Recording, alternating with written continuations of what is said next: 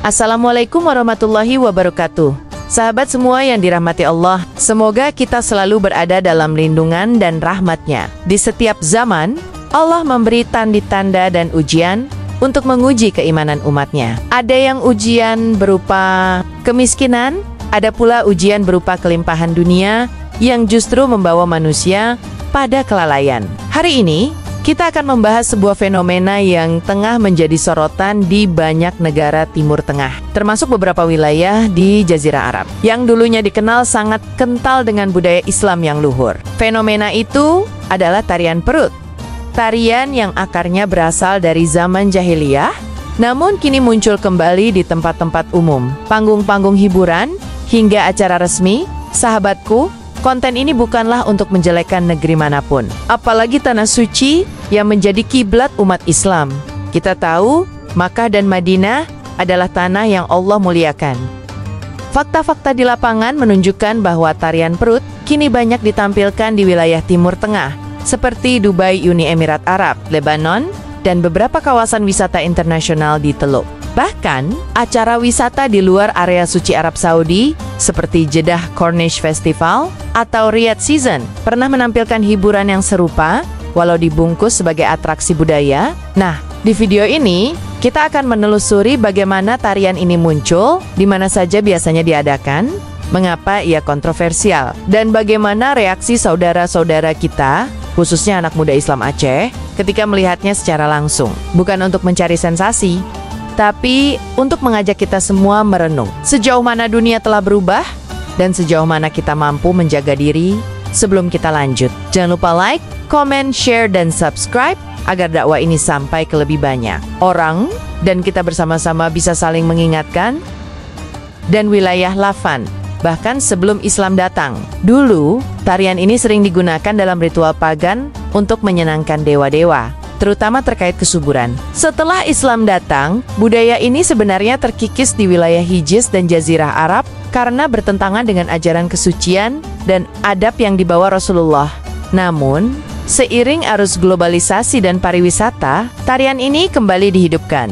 Kali ini bukan sebagai ritual, melainkan sebagai hiburan komersial. Dubai, misalnya, menjadi salah satu pusat pertunjukan tarian perut di hotel-hotel mewah dan kapal wisata di sepanjang Dubai Creek di Kairo, Mesir. Tarian ini bahkan menjadi ikon pariwisata malam. Fenomena ini menarik perhatian terutama ketika sebagian masyarakat Muslim masih menganggapnya tabu. Sahabatku, perlu digarisbawahi bahwa tarian perut yang kita bicarakan ini tidak diadakan di area suci Makkah atau Madinah. Lokasinya umumnya berada di wilayah pariwisata, panggung hiburan, dan resort di negara-negara Timur Tengah. Di Dubai misalnya, tarian perut menjadi bagian paket makan malam di kapal pesiar. Di Bahrain, atraksi ini kerap tampil di restoran internasional. Bahkan di Mesir, terutama di Kairo dan Sharm el-Sheikh, tarian perut menjadi daya tarik utama turis mancanegara.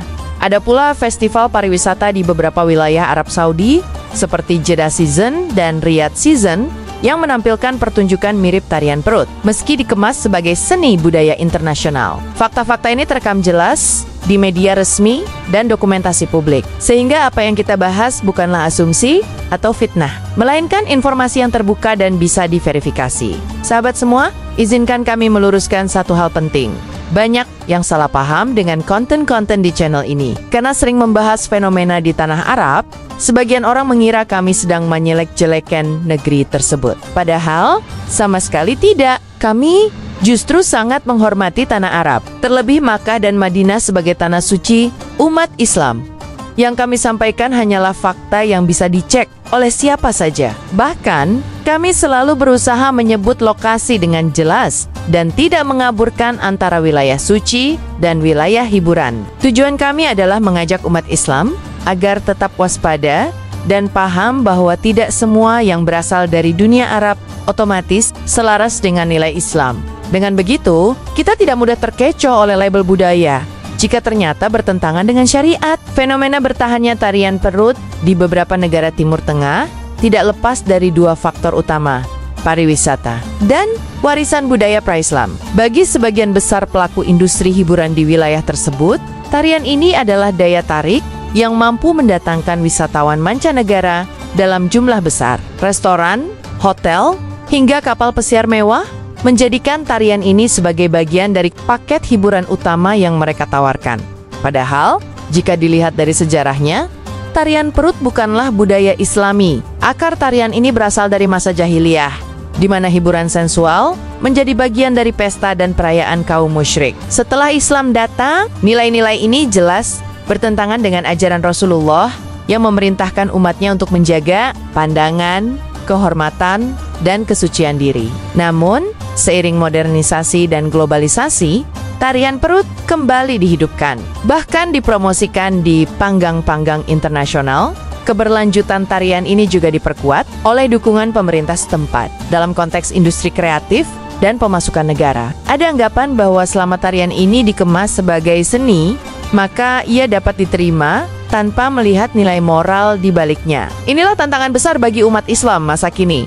Bagaimana memisahkan antara seni yang murni indah dan seni yang memancing syahwat bagi sebagian generasi muda Muslim, terutama yang kurang memahami sejarah. Tarian perut sering dianggap sekadar hiburan atau bagian dari budaya Timur Tengah yang eksotis. Padahal, tanpa kesadaran sejarah dan pemahaman agama yang benar, pandangan ini bisa sangat berbahaya. Sebab berpotensi menormalisasi kemaksiatan di tengah masyarakat Muslim. Islam tidak pernah menutup pintu bagi seni. Bahkan, seni yang indah, bermanfaat, dan tidak melanggar syariat sangat dianjurkan. Ada seni kaligrafi, nasyid, seni arsitektur masjid, dan berbagai bentuk ekspresi kreatif yang mendekatkan manusia kepada Allah. Namun, ketika seni digunakan sebagai sarana menggoda dan membangkitkan nafsu syahwat, maka ia berubah menjadi sesuatu yang dilarang. Tarian perut, meskipun dibungkus sebagai kesenian, pada hakikatnya termasuk dalam hiburan jahiliyah yang berpotensi besar merusak pandangan dan hati. Rasulullah mengajarkan umatnya untuk menghindari hal-hal yang mendekati zina, termasuk pandangan mata yang diharamkan. Inilah yang membuat kita harus kritis. Apakah sebuah pertunjukan banner-banner seni yang bernilai atau sekadar kemaksiatan yang dibungkus indah? Sayangnya, perbedaan ini seringkali kabur di mata publik. Media sosial dan promosi pariwisata memotret tarian perut dengan pencahayaan indah, musik yang memikat, dan busana yang berkilauan, sehingga banyak yang terbuai tanpa menyadari nilai moral di baliknya. Padahal, keindahan dalam Islam bukan sekadar visual, melainkan juga kebersihan hati dan kesucian niat. Mengetahui perbedaan antara seni, Islami, dan hiburan jahiliyah adalah kunci untuk membentengi diri. Jika umat Islam mampu membedakan keduanya, maka kita bisa tetap menghargai keindahan seni tanpa terjebak pada hiburan yang menjauhkan kita dari Allah. Banyak ulama telah berbicara jelas tentang tarian perut. Mayoritas sepakat bahwa tarian ini haram bila ditampilkan di depan laki-laki non-mahram atau di ruang publik yang terbuka. Bahkan, meskipun penontonnya sesama wanita, jika tarian tersebut mengandung unsur menggoda atau memperlihatkan aurat, tetap tidak diperbolehkan. Ini menunjukkan betapa seriusnya masalah ini dalam pandangan syariat beberapa ulama. Kontemporer menekankan bahwa hiburan seperti ini bukan hanya berdampak pada penonton, tetapi juga pada penari itu sendiri. Ia mempertaruhkan kehormatan, harga diri, dan bahkan keselamatan dirinya demi menghibur orang lain dengan cara yang melanggar batas agama. Sementara itu, penonton yang melihat bisa tergoda, membangkitkan hawa nafsu, dan akhirnya jatuh pada perbuatan dosa yang lebih besar. Pendapat-pendapat ini bukanlah bentuk anti budaya atau menolak semua hiburan. Justru, ulama ingin menjaga masyarakat dari dampak negatif yang seringkali tidak disadari, seperti api kecil yang dibiarkan. Hiburan sensual dapat merembet menjadi kebiasaan buruk yang sulit dihentikan. Oleh karena itu, memahami pandangan ulama adalah langkah penting bagi umat Islam agar tidak mudah terjebak dalam argumen seni yang dijadikan pembenaran untuk melanggar syariat. Tarian perut kini menjadi bagian tak terpisahkan dari industri hiburan di beberapa negara Timur Tengah. Di Mesir misalnya, tarian ini sering ditampilkan di restoran mewah di Kairo, terutama di tepi Sungai Nil, sebagai bagian dari paket wisata. Dubai juga menjadi salah satu pusat tarian perut terbesar di kawasan, dengan penampilan di hotel-hotel bintang 5 dan kapal pesiar di perairan Marina, Bahkan di beberapa negara Teluk, pertunjukan tarian perut dapat ditemukan di festival budaya tahunan. Meski diklaim sebagai pertunjukan seni tradisional, kemasannya tetap menonjolkan unsur sensual yang mengundang kontroversi. Di Arab Saudi sendiri, meskipun dalam skala lebih terbatas, pertunjukan serupa mulai muncul di acara hiburan yang dikemas untuk turis asing. Fenomena ini membuat kita harus lebih bijak dalam memisahkan antara promosi budaya yang sehat dan hiburan yang melanggar batas moral. Yang dipertontonkan di panggung seringkali tidak selaras dengan nilai-nilai yang diajarkan Islam. Menyebut lokasi secara spesifik bukan untuk menilai kejelekan negara, tetapi untuk menyampaikan fakta yang memang terjadi di sana. Inilah alasan mengapa pembahasan ini penting. Tanpa informasi yang jelas, masyarakat akan mudah menganggap bahwa semua bentuk hiburan di Timur Tengah adalah Islami. Padahal kenyataannya tidak selalu demikian.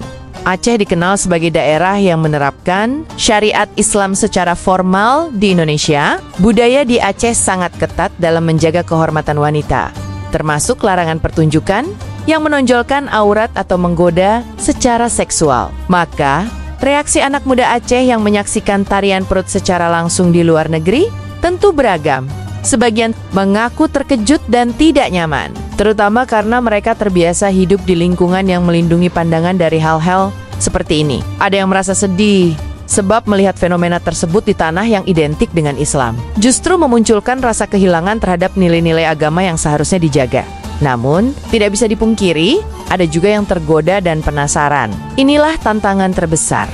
Menjaga iman saat berhadapan langsung dengan budaya yang bertentangan dengan syariat. Bagi sebagian anak muda, momen ini menjadi ujian iman yang nyata. Apakah mereka tetap menjaga pandangan atau malah larut dalam hiburan tersebut? Reaksi-reaksi ini menunjukkan betapa pentingnya pembekalan iman sebelum bepergian atau berinteraksi dengan budaya luar. Tanpa fondasi agama yang kuat, mudah sekali terperangkap dalam kekaguman palsu terhadap hiburan yang justru merusak hati. Banyak yang mungkin salah paham ketika melihat konten yang membahas fenomena hiburan di Timur Tengah, terutama jika menyebut Arab Saudi. Ada yang menganggap bahwa pembahasan ini adalah bentuk menyerang atau menjelekan tanah kelahiran Rasulullah. Padahal tujuan kami adalah menyampaikan fakta, bukan opini, dan membedakan antara nilai Islam yang suci dengan perilaku manusia yang bisa saja menyimpang. Fakta bahwa di sebagian wilayah Arab terjadi hiburan yang tidak sesuai syariat, tidak mengurangi kemuliaan tanah haram, Makkah, dan Madinah. Justru fenomena ini menjadi pengingat bahwa kita semua, dimanapun berada, harus menjaga nilai Islam yang diajarkan Rasulullah. Kami tidak pernah menuduh seluruh masyarakat Arab melakukan hal tersebut. Yang dibahas adalah kejadian yang nyata di lokasi dan konteks tertentu yang bisa disaksikan secara terbuka. Menutup-nutupi fakta hanya akan membuat umat semakin lengah terhadap tantangan moral di era globalisasi.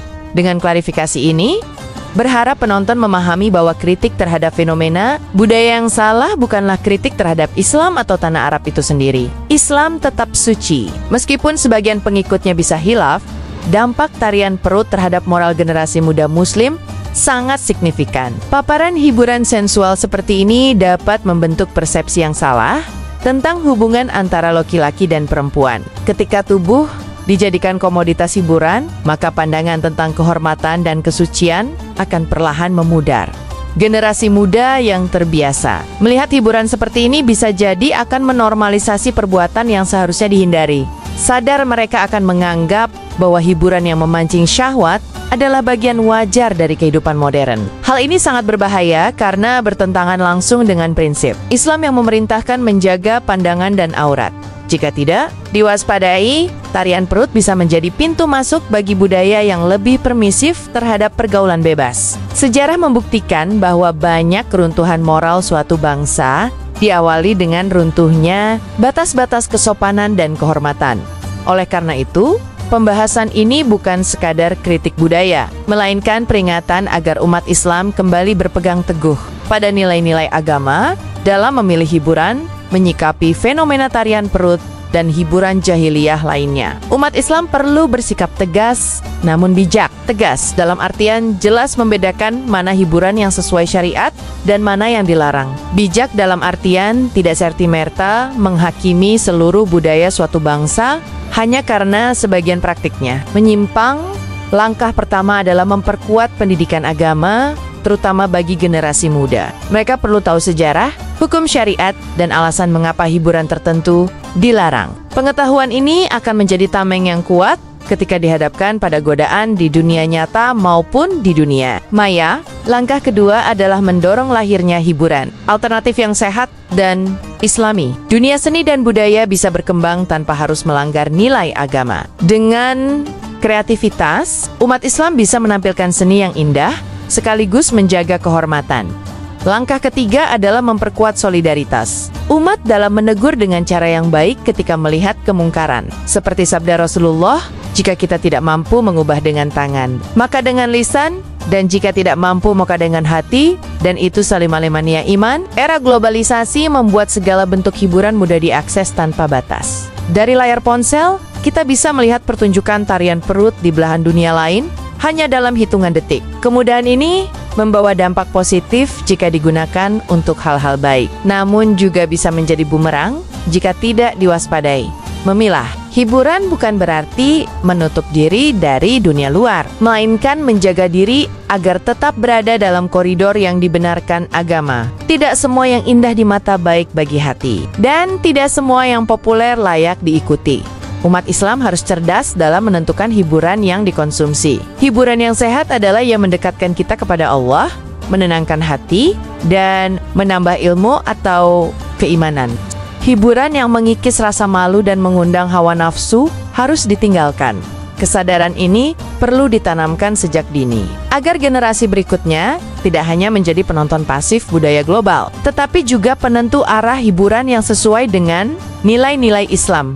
Saudaraku, tarian perut hanyalah satu dari sekian banyak fenomena hiburan yang berasal dari masa jahiliyah, namun masih bertahan hingga kini. Kita membahasnya bukan untuk menjatuhkan, apalagi menjelek-jelekan suatu bangsa, tetapi untuk membuka mata bahwa tantangan moral bisa datang dari mana saja, bahkan dari wilayah yang kita kenal sebagai pusat Islam. Sebagai umat Muhammad, kita punya tanggung jawab menjaga kehormatan diri, keluarga, dan masyarakat dari pengaruh hiburan yang menyesatkan. Mari kita mulai dari diri sendiri, menjaga pandangan, memilih hiburan yang halal, dan menolak segala bentuk normalisasi kemaksiatan.